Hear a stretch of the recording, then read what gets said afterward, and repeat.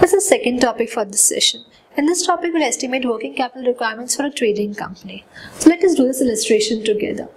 Prepare and estimate a working capital requirements from the following information of a trading concern. Let's see what is given to us. Projected annual sales that are given to us is 1 lakh units. Selling price per unit 8%. Percentage of net profit on sales is 25%.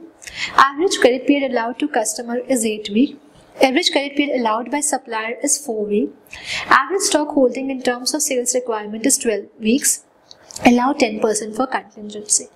From this information, you need to make the working capital requirement for a trading concern. What is working capital requirements? Current assets minus current liability. So let us see what are current assets over here. Now, average credit period allowed to customer. Now it means what? It refers as debtors, and debtors are a current asset. Average credit period allowed by suppliers means what? They are creditors. Creditors are a current liability. Stock is what? A current asset. So divide into current assets and current liabilities. It means we have 2 current assets and 1 current liability. Let us see how do we do it now. How much you are selling goods? 1 lakh units. How much is selling price? 8. So how much is total sales? 8 lakh per unit. Net profit on sales is 25%. So 25% of 8 lakh is 2 lakh. So when you are finding out your working capital estimates, do always without profit. So without profit, 8 lakh minus 2 lakh gives you how much? 6 lakh.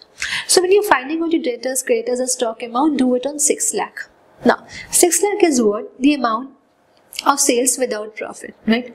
Now let us go first. Average credit period allowed to customers is 8 weeks. How many weeks are there in a year? Assume it's 52 weeks.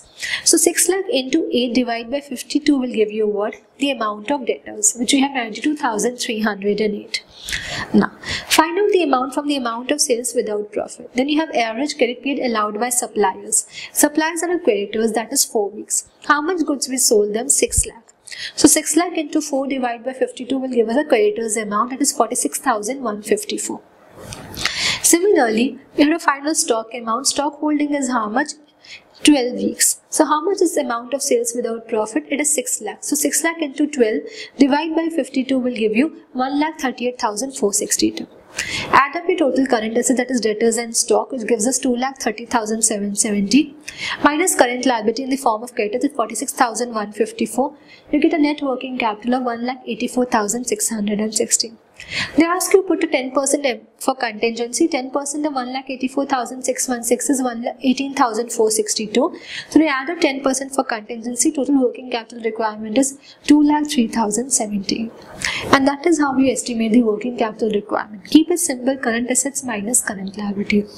You know how to weeks is given to you. The weeks were given to you because of operating cycle.